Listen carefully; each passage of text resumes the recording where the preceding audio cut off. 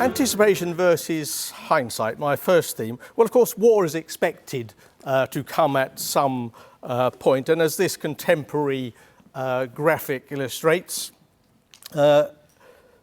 Europe was gearing up for war. Britain had two pre-war allies, depicted here as the steamroller and the poodle, the French poodle. And it was anticipated that it was these two weapons that the British Empire was going to use, would fight and defeat the powerful German Empire, German army, its allies, while keeping the seas herself, essentially. If you look at the detail of the description, the sailor features larger than the British bulldog. But one had to think, was the poodle's bite going to justify its bark? How overwhelming would the steamroller prove? And would the driver be able to control it? And we've seen from Sophie's presentation that would be a disappointment. Was the British bulldog itself ready to enter the fight? And of course now, more than 100 years later, we know the answer to those questions. However, of course, despite a growing sense of anticipation before 1914 that war was going to happen, wars in the Balkans, imperial rivalries had been developing for some time, they didn't know that the war was going to break out in August 1914. So I think we have to be careful in condemning them for things that went wrong. France, for example, is condemned for the so-called cult of the offensive, a philosophy of guerre à l'outrance, to use a French term, at a time when industrial technologies had developed to such an extent that they would make advancing across a firepower-swept battlefield problematic. This is not just the case for France, of course, it's the case for all armies. But guerre à l'outrance, the cult of the offensive, is a military mindset. It's not actually a tactical system. The two are rather distinct. And I think offensive spirit is a vital element for any military organisation, but also so is offensive capability and appropriate doctrine to implement that intention. And I think even more important than that, there is a need for flexibility and adaptability if these prove lacking when battle is joined. And that's a theme I will pick up on as I talk. In contrast, I think the British Army before 1914 might be seen as a special case. We might call it, use a boxing term, a lightweight among the heavyweights. It's a small, professional, long-service volunteer army with an expeditionary force designed for amphibious imperial wars. It would be called upon to fight in 1914 with those heavyweights, although there was no certainty of that beforehand. These armies were differently organised. They were mass conscript armies with deep pools of reserves. But was the British Army itself fighting fit should that occur? Sir James Edmonds famously claimed in the British official history that the BF was incomparably the best trained, best organised and best equipped British Army that ever went forth to war. We sent several out since that claim was made, of course. They might compare well, but how was a very good small army going to measure up against the big boys? I haven't got much time, but I want to try and answer these questions by thinking at pre-war approaches at the strategic and operational tactical levels of war and the consequences and immediate responses, adaptations after battle was joined. I can't take it beyond really August, September 1914. But before I do that, I want to make a few general reflections. General Marie-Eugène d'Aubigny, you may have heard of, he was to have a good war, end up an army commander in 1918, was to remember in a post-war military treatise that he published, he actually ended up as French Chief of Staff between the wars, he remembered that one of his staff college instructors, a certain General Négrier, had predicted that the next war was going to be won by the more intelligent army. And therefore, I think mindset is all important. Of course, the central figure who emerged in the French army during the war was Ferdinand Foch. You should all be familiar with Foch. But before he was a commander, a leader, a doer, he was a military thinker and educator. His principle, that he tried to inculcate in his students at the French Army Staff College, apprenez à penser, learn to think. Basically, it was a principle of reflexive practice on warfare. And we see Foch applying this in his own wartime actions. Study war, adapt practice to the realities of strategy and the battlefield, i.e. anticipate the unexpected.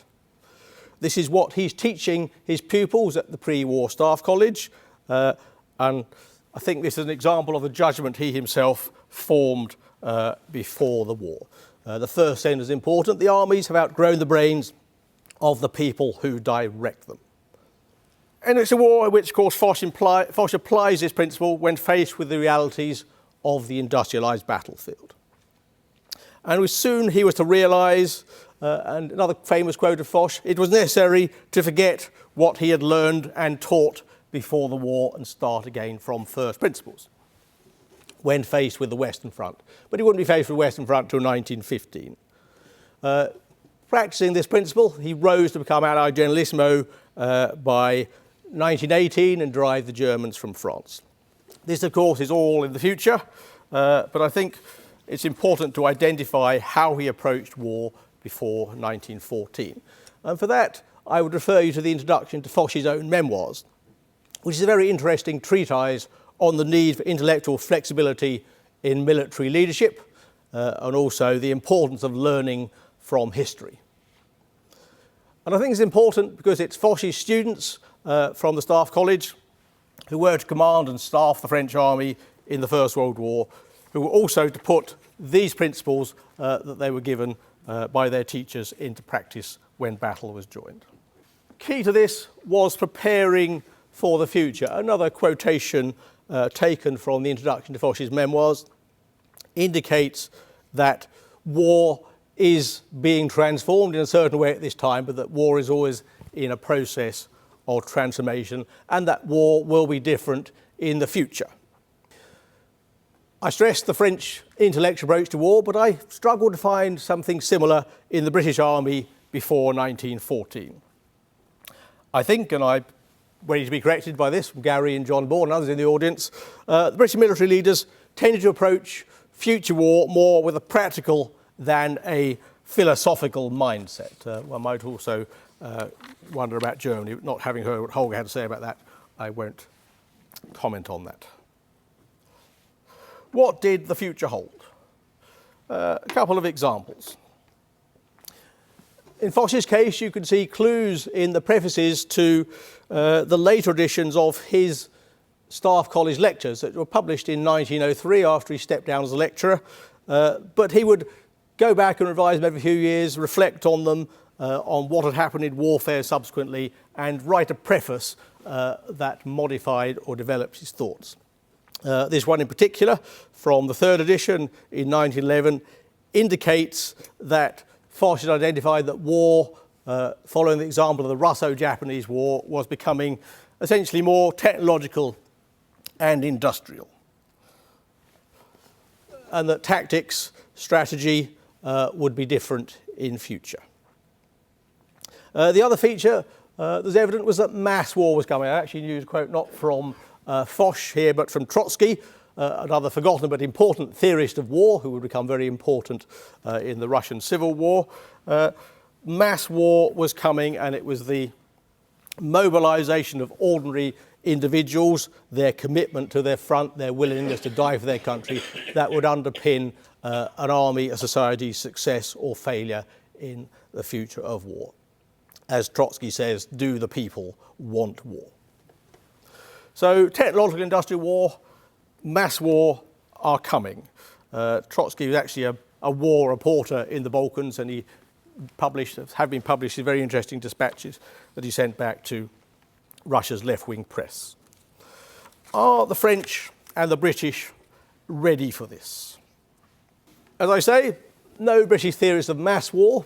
Possibly the best known British theorist of this time is Charles Caldwell with his book Small Wars, very much a theorist of colonial conflicts.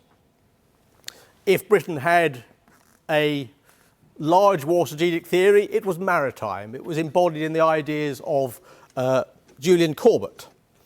I'll defer you to Andrew Lambert's recent, very interesting book on a very important figure in Britain's early 20th century strategic thinking. Some might see this as a weakness in Britain's preparations. Some might see it as the bedrock of effective preparation. Certainly Professor Lambert does. He argues for a British way of war. Maritime and economic power would underpin Britain's approach to war, their strategy. It would depend on the reliance of continental allies and overseas expeditionary warfare, for which Britain's land forces were created. But certainly we see before 1914 a British strategy in transition. Supposedly there's a conflict between admirals and generals, soldiers and sailors, about a continentalist approach to making warfare, reflecting the diplomatic realignment of Britain with France and Russia in the decade preceding the outbreak of hostilities. We see a number of continental soldiers, prominent among them Sir Henry Wilson, Sir John French, who would command the Expeditionary Force in 1914, and Sir James Grierson, one of its corps commanders, backed up by a group of pro-Entente Liberal politicians, particularly Prime Minister Asquith, Foreign Secretary Edward Grey, and Secretary of State for War Edward Haldane, who were reorienting British strategy towards active intervention in a continental war.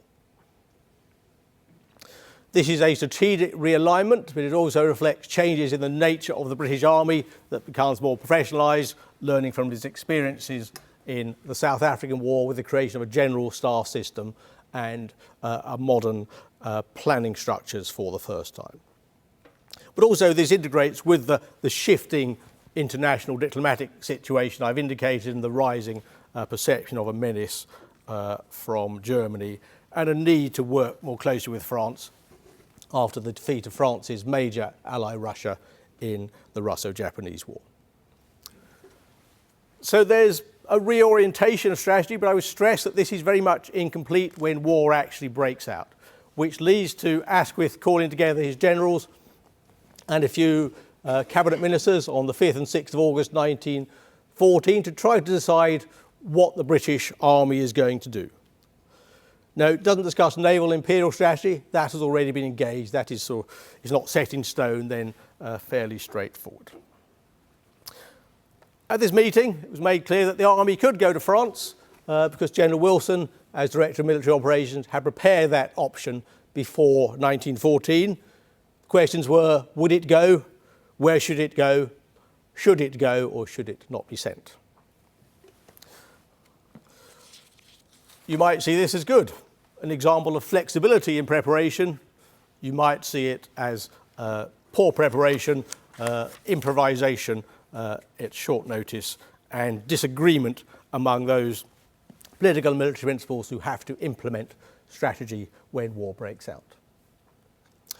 We know that it did go, at least in part, not the whole Expeditionary Force went, but certainly not without some pressure from the French, who were consulted to force the British hand. Essentially, these meetings included, we can't do anything until we've talked to the French, our allies. And the French, when they turned up in London in early August, would actually encounter a new force, Lord Kitchener, the new Secretary of State for War, who is described, or his attitude described by the French military attaché Panouz in his report of these conversations back to Paris in August 1914. Kitchener, who is entirely opposed to the offensive. If we listened to him, we would remain on the defensive and draw 3 successive German attacks.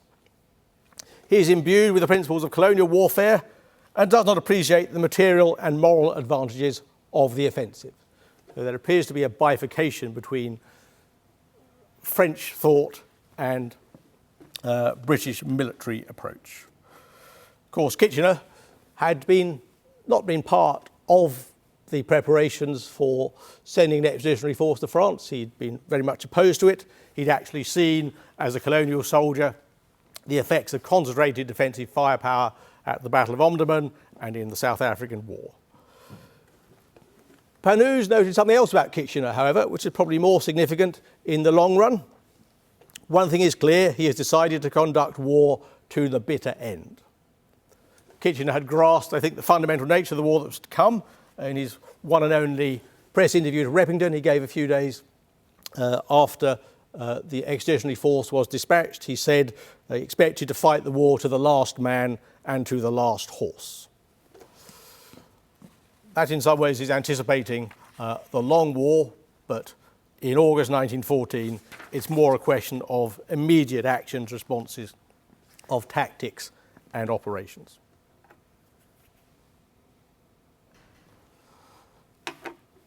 What of French strategic preparation? This is much more simple, I think, than British. Straightforward, they've been invaded by Germany in living memory. They're expecting it to happen again.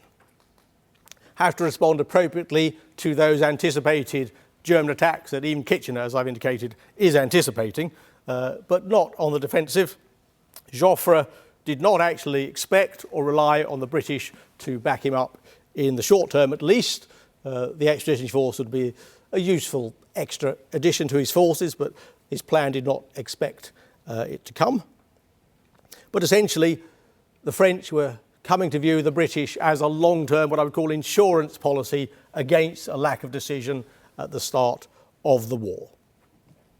So Joffre's two priorities were, firstly, most pressingly, of course, to save France, to make sure France could hold out and fight a long war, wait for her allies to intervene. Secondly, I guess, rated to Britain at least, to contain the Germans, to allow for the long-term British support to develop and potentially prove decisive in a longer conflict. But he certainly expected a German invasion. He was determined to counter-attack it. Possibly it's a mindset, but also it's a practical response. You want to keep the Germans out of France. Didn't manage that in 1870. So Joffre's famous Plan 17, which has received a lot of criticism, is not a blind offensive plan. It's a counter-offensive scheme to identify where the Germans are to be found, to identify their weak point, and to strike back at it, to break their cohesion and upset their own invasion plan.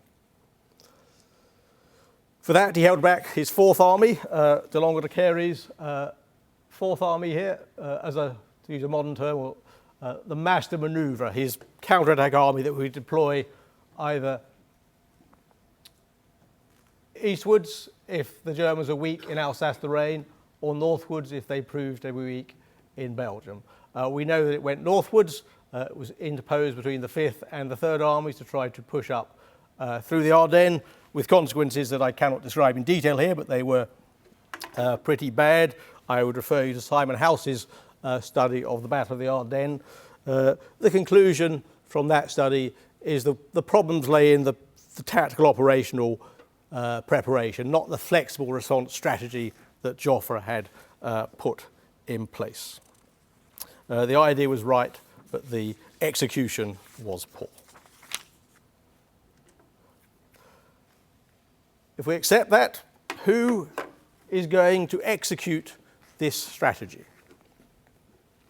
Well, our armies in 1914 essentially remain organised on Napoleonic structural lines. They have infantry, they have artillery, they have cavalry, they have engineers, they have divisions, army corps, and armies. But they do have fledgling technical branches. Aviation is emerging, but it's only really started to assume any military significance at all in the 5 years before the war's outbreak. So very much an embryonic force. Its utility, its practicality will be tested when war breaks out. But I'll quote D'Aubigny again from a later observation during the war, but important, I think. The old army smelled of dung, the new army smells of petrol. There was going to be a fundamental technological shift. And you're on the cusp of this when the war breaks out. You have a few staff cars and dispatch riding motorcyclists in August 1914, but essentially the 1914 army is horse-drawn. It moves at walking pace, at least when it's deployed in the field. But we see quick adaptation here, quick to utilise civilian mass transit systems. The taxis of the Marne, a famous example, and also the deployment of London's motor buses to move the British Expeditionary Force into battle by the end of the year. But I see this not as an example of planning, anticipation, but improvisation in the face of reality and experience. Thirdly, the style versus the substance of the French army. The French army, unfortunately, in 1914, has a bad image, rather antiquated, rather quaint. The red-trousered Napoleonic armies. I'll quote Winston Churchill's World Crisis, probably the image that has endured. The French infantry marched to battle, conspicuous on the landscape, in blue breeches and red coats. In fact, got that wrong, it's the other way round.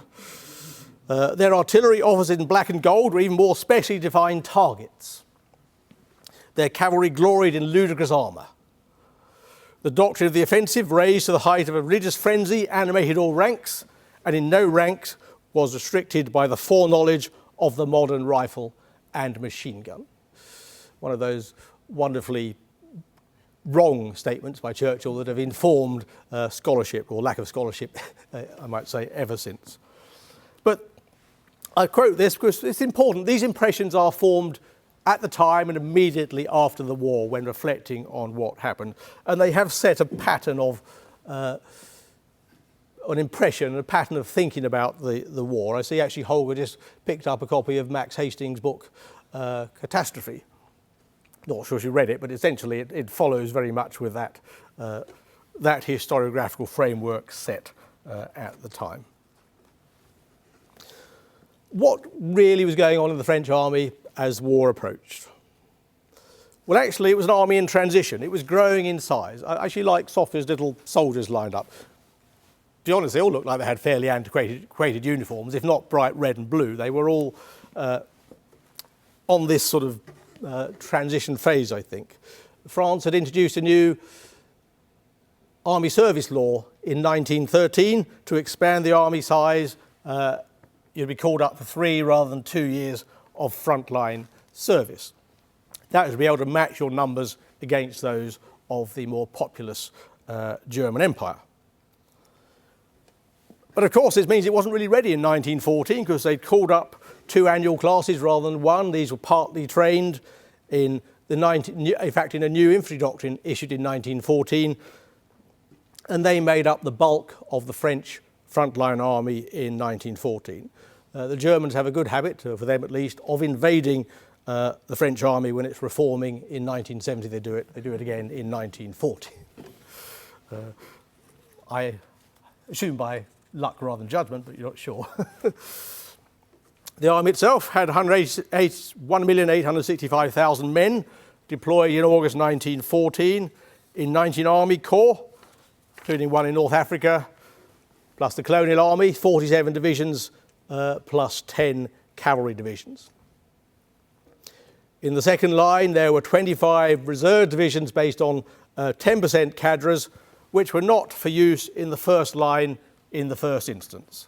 They were to be attached to the 5 French armies or detached for defensive duties. In the contrast with the German Army's reserve policy, where reserve formations were on 33% cadre, am I right, or 30%, and were to follow the frontline formations, active formations, into battle.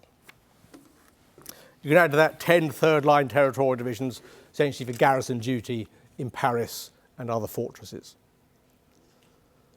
They had the same number of machine guns as German or British battalions. They all had 2 machine guns, 6 per regiment, but at the same time, they spread their machine gun firepower amongst the battalions, whereas in the German regiment, they would be concentrated into a 6-gun machine gun battery. So it wasn't so much the weight of fire the French had, it was the utilisation of the new weaponry that differed. But I would stress that the French were as aware, maybe more aware of firepower than other armies at the time. Foch himself was a gunner. He stressed that when he'd been educated at the Staff College back in the 1880s, firepower had been stressed. And I quote, "The advance of any body of troops not possessing an unquestionable superiority of fire would be paralysed." So France's challenge was how to exploit firepower or to defeat it. And for this, they had the famous French 75. This was the substance of the French 1914 army. Certainly the best field gun in the world at the time, capable of suppressing the enemy's firing line with rapid fire. I think this is what the French got right in 1914. This is the poodle's bite for open manoeuvre warfare. There's a thesis that the French army did not have heavy artillery in 1914. They had plenty of heavy artillery. It just wasn't marching, incorporated into their divisional structures and marching with frontline formations. Heavy guns are for siege warfare, and therefore they are incorporated in the army siege trains.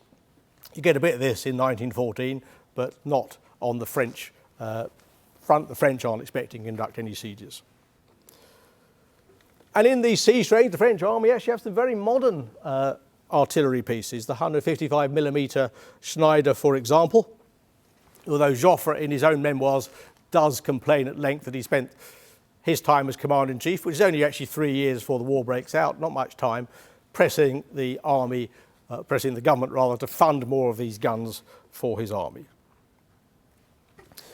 The 75s are very good for the war that's going to be fought in 1914. They're quick-firing, low-trajectory weapons, very suitable for open warfare, not good for trench warfare.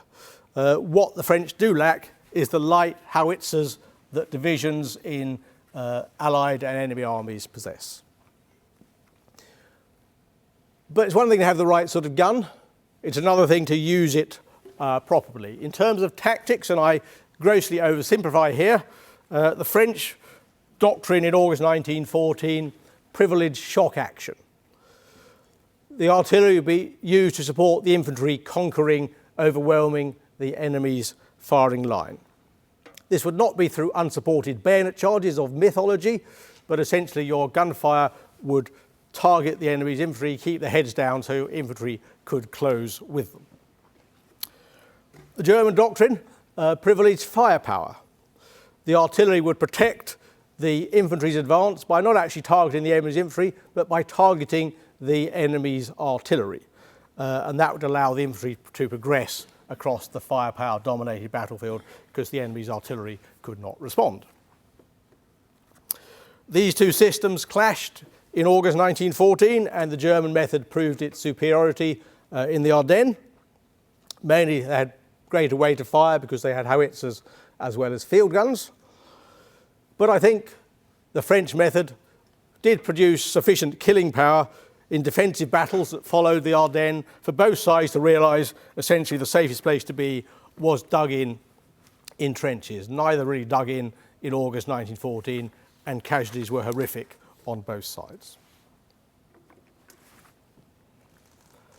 Where does our British Army fit into this pattern? Foch reports a conversation with Wilson in February 1912 when he was visiting the British Army's manoeuvres, in which Wilson acknowledges that the British Army is feeble in comparison with continental armies. That being given, could quality compensate for quantity? Certainly compared to continental armies, British divisions, the BEF, were lavishly equipped with artillery. 76 guns in each division, mainly 18-pounder field guns, but including 18 4.5-inch howitzers and 4 heavier 60-pounder medium guns. British cavalry had been trained before the war to perform the role of mounted riflemen.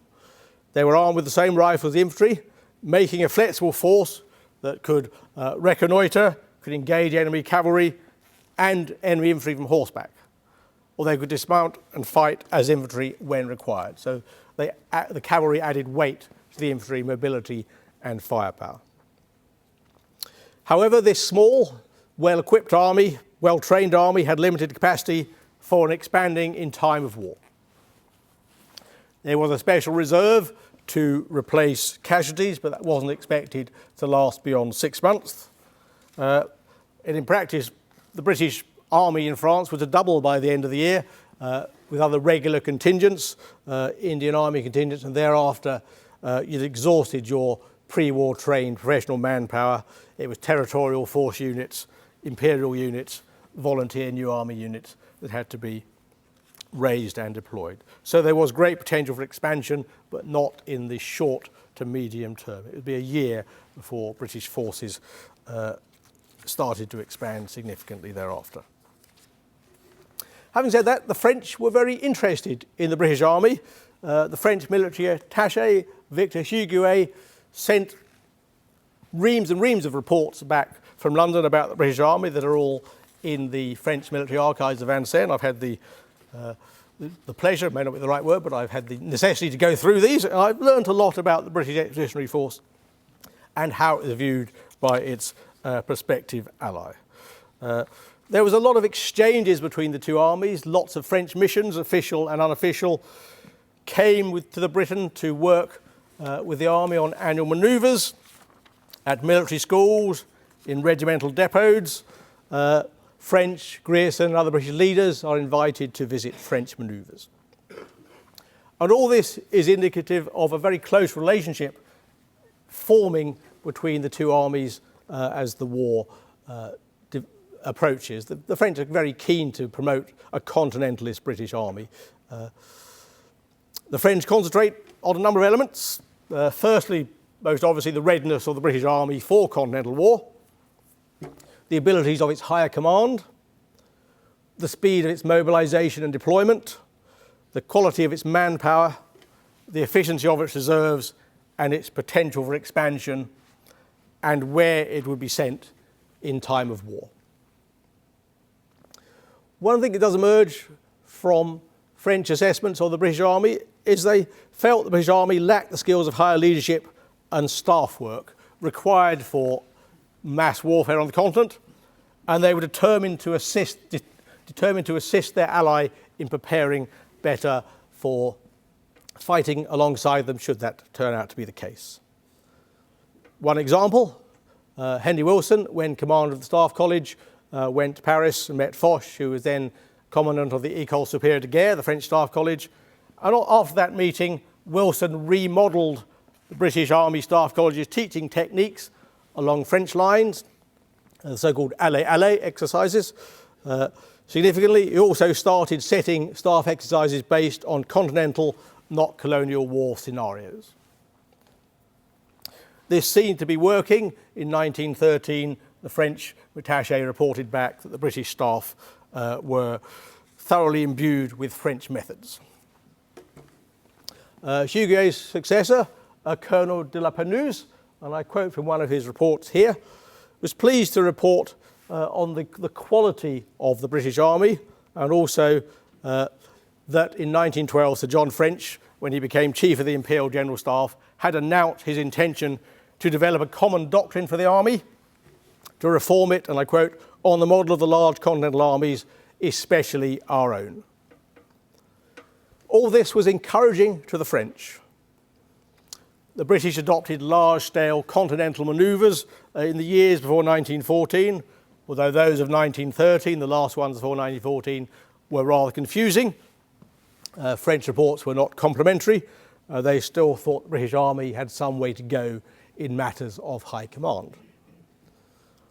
It was a problem of handling large all-arms bodies of troops, the divisions and army corps, which are the staple of mass armies. This would be the test of continental war, but something rarely experienced in colonial campaigns. So I think the French verdict, a good army, poorly led, that will come to France.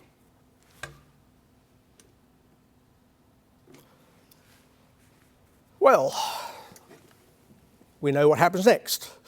There's shambles on the frontiers on the 22nd, 23rd of August 1914. The British don't quite get caught up in this, but you see them, as you know, up on the right flank, ending up advancing quickly or slowly to and retreating quickly from Mons. So Joffre's strategic attacks do not achieve anything. He probes into Alsace-Lorraine. He probes with the Second Army. He probes into Belgium, and he therefore thinks the weak spot must be in the Ardennes. So that's where he commits de Langle de Cary's army. There's no weak centre because the Germans are actually sending their reserve forces forward as well as their active forces, something that the French are not doing. So there's a lot more Germans than Joffre is expecting. Simon House has suggested there were, however, a number of gaps in the centre that better corps command could have found, exploited if they'd been more dynamic in their leadership, more tactically astute, better use of intelligence and reconnaissance. So the Battle of the Ardennes, a more close-run thing than often realised. The open flank could not be turned. There were more Germans in Belgium. As the Belgians had been telling the French from the start of hostilities, the French intelligence hadn't accepted this because they weren't expecting Germans to be there. So it was an intelligence failure as well. So not a good starting moment for the French. I don't think that means their doctrine is wrong. I think there were failures of execution. I agree with Simon House on much of this. Both sides are making similar tactical mistakes at various points in the encounter battle. Germany's concentration of firepower, artillery and machine gun power, is tactically significant. They have better battlefield intelligence. They have more flexible and evolved methods of operational command, better to respond to the fog of war when they encounter it. I think for the French it's a failure of perception, a failure of intelligence, rather than the failure of ideas. But this is where the issue of adaptability arises. Foch, again in his memoirs, remarked that Napoleon declared that an army should alter its tactics every 10 years. During the course of the First World War, I think armies alter their tactics every year until they get things correct. It's a problem, however, of mass warfare, operational command, I think.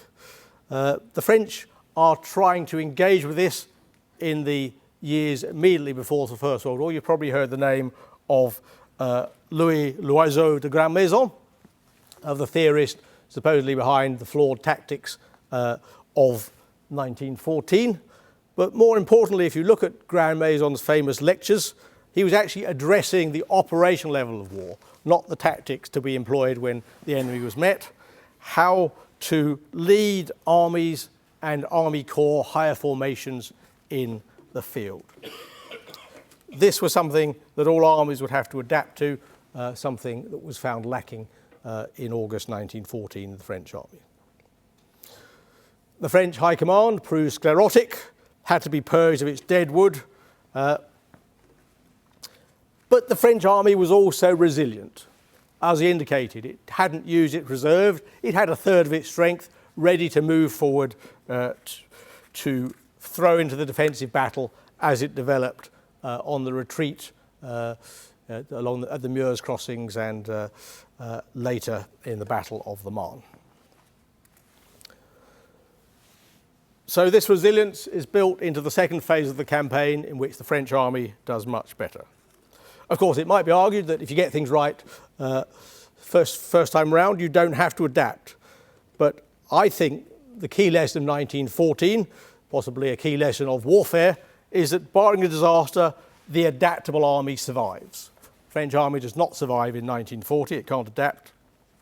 We're back to the older Moltke's dictum, no plan survives first contact with the enemy. And I think the best example of French adaptation is the Marne counterattack. I think you're familiar with the details. I don't have the time to go into them, but essentially the French were able to contain the German advance in the centre by creating a reinforced 9th Army under Foch, stop the Germans advancing, hold them on the flank, and then exploit their weaknesses on the open flank in Flat in front of Paris. But this is a sense of the Commander-in-Chief being able to adapt, act decisively at a moment of weakness. And one thing he does, of course, is he sacks failing commanders. But this is when the dynamic leaders of later in the war make their first step up. Foch gets an army command. Franchet and Desouret, Pétain, Marie-Émile Fayolle, these will be the victorious leaders of 1918. They all come out well out of 1914. The other thing that August 1914 proves is there's no quick strategic victory possible on the Western Front. I think the Pact of London that turns the Entente into a formal alliance in the beginning of September 1914, just as the Battle of the Marne, is indicative that they're adapting to Kitchener's expectation that this will be a long, drawn-out war and the coalition has to be solid. You might blame generalship for all this. You might blame poor planning and execution. I don't think that's fair. Execution may be. Whether better plans or better generals would have made the difference, I don't know. Generalship might be a discountable factor in this sort of war. We might be going back to Foch's idea that no brain is big enough to control these armies.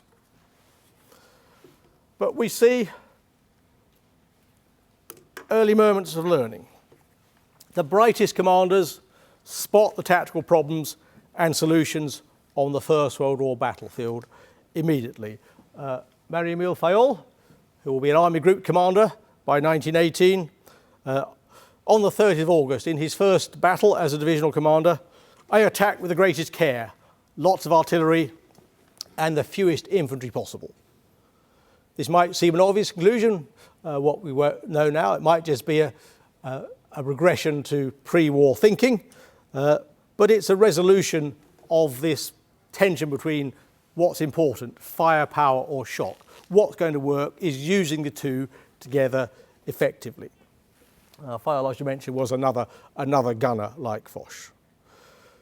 He was actually commanding a reserve division at this point, and the reserve divisions turned out to be rather steadier and better trained than the active divisions, who I indicate have a couple of years of partly trained young men in their ranks. The reserve divisions have older men trained in previous doctrine and are more steady under fire.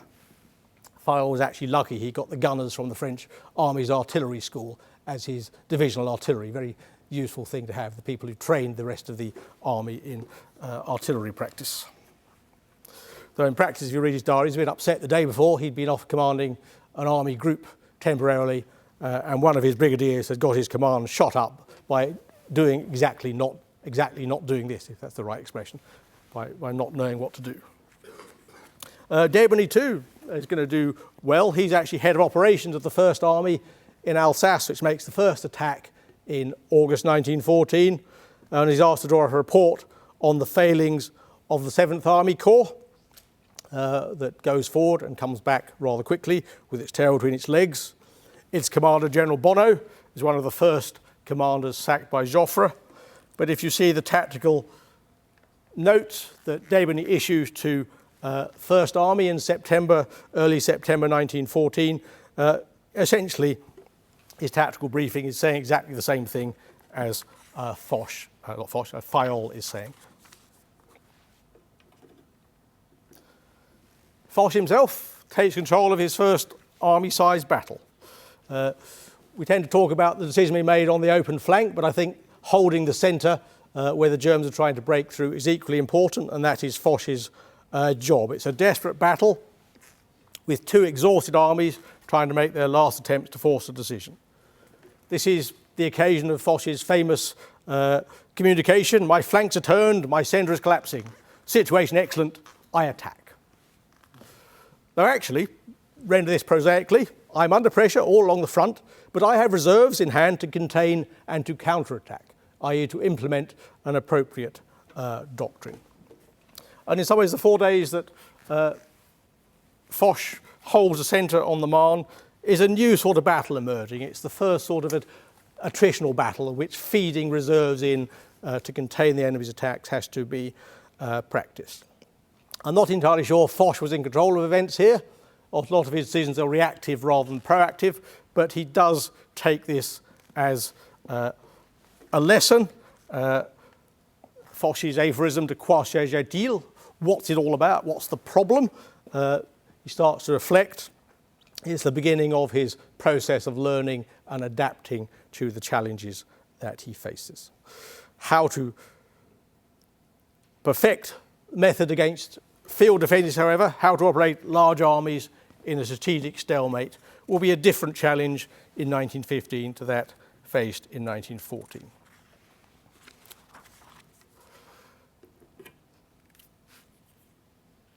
As the British Expeditionary Force, how's it getting on?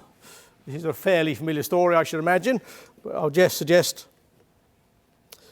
that although I've indicated that the deployment of the continent was anticipated, prepared to a certain degree, it wasn't ready in August 1914. It could have done with a bit more thinking about it, a bit more engagement with its French allies. In fact, French was about to come to visit the French August 1914 manoeuvres, but they had to be cancelled, and you got the real thing instead. So possibly it was a year too early for effective cooperation in the field.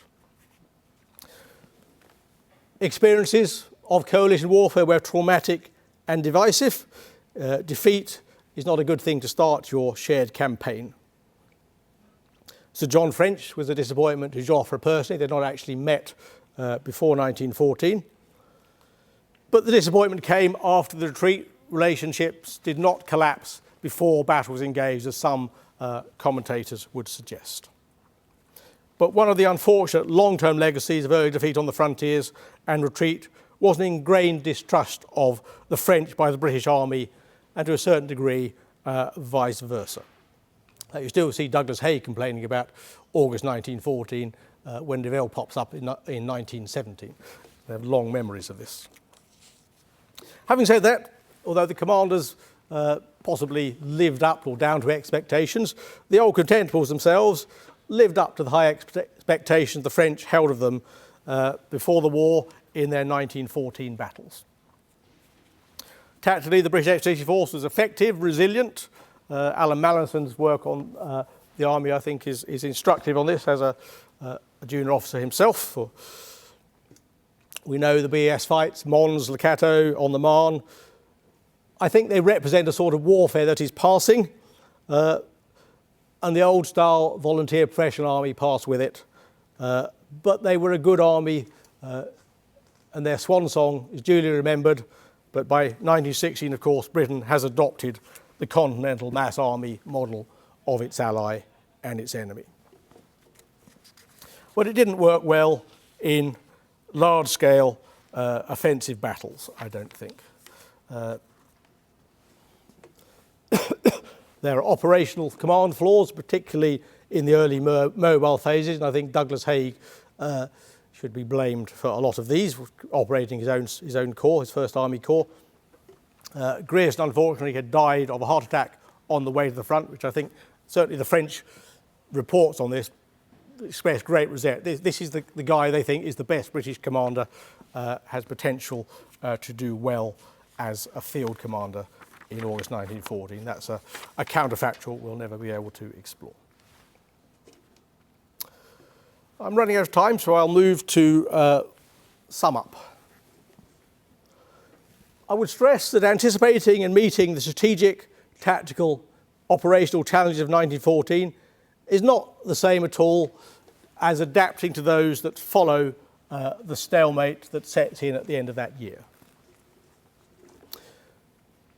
From the end of 1914 till 1918, the Napoleonic armies of that year would become the modern mechanised or proto-mechanised armies of the end of the war. And in the meantime, what Debeney called the tyranny of material would slow and immobilise warfare between 1915 and 1917. And these materials are materials of an industrial age. And 1914's armies were only glimpsing this future when they had to go to war. If they'd gone to war in 15-16, would they have looked like this, or would they have stayed in their 1914 moulds until the experience of war forced them out of them? That's an interesting thing to speculate upon. But it's not just a question of materials, it's also a question of methods. How do you run a mass mechanised army, and Navy and Air Force for that matter? How do you use it to achieve the operational and strategic aims of war? You move from what we might call generalship, 19th century ideas of command and control, to management systems to operate these armies.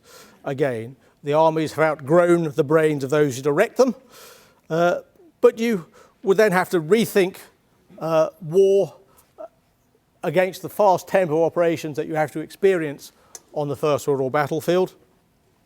A warfare controlled by those unsung technologies of 20th century war, the telephone and the typewriter, which basically command control systems have to adapt for this sort of warfare.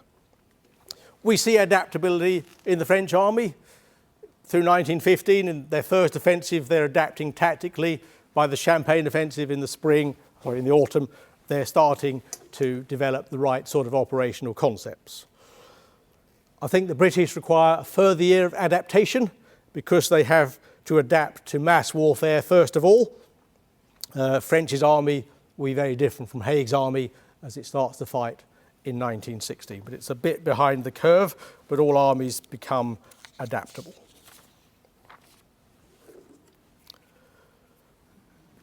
So on final reflection, if we ask the question, were they well prepared?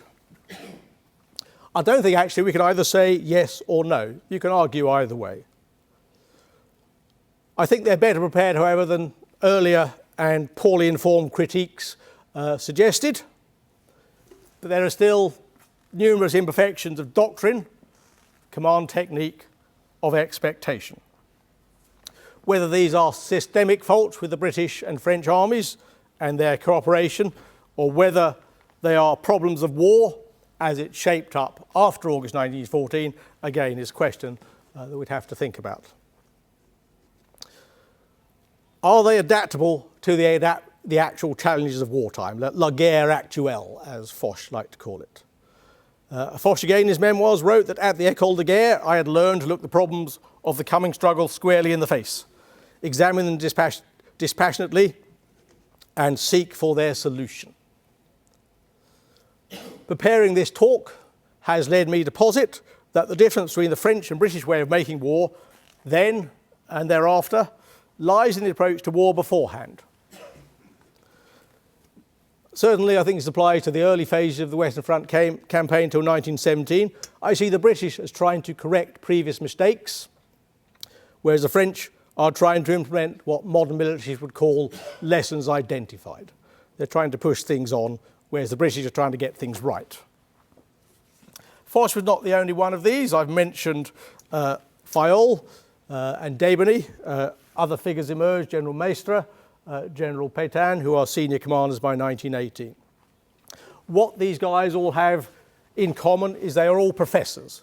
They all teach at the Staff College in France before the war, and it is their students, they teach just about the right time, turn of the century, that their pupils will be in the middle and senior command and staff ranks of the army that fights between 1914 and 1918. So the professors by 1918 are running the show. Their students are doing the work. And I think this is, to me, a difference between an army led by doers and an army led by thinkers. So I want to end by comparing these photographs. The one at the top is very familiar, Haig and his army commanders and their chiefs of staff of 1918. This is a command team that has come together by trial and error, learning from experience in the war itself.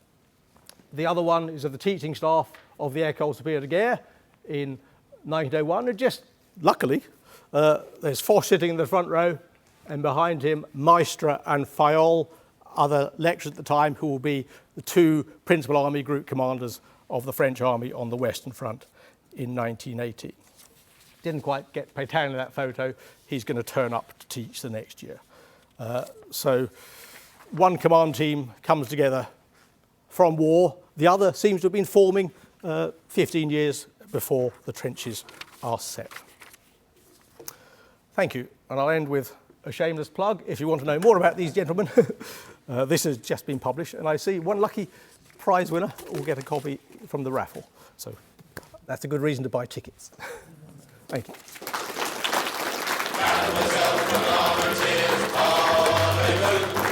Mademoiselle from Armentières,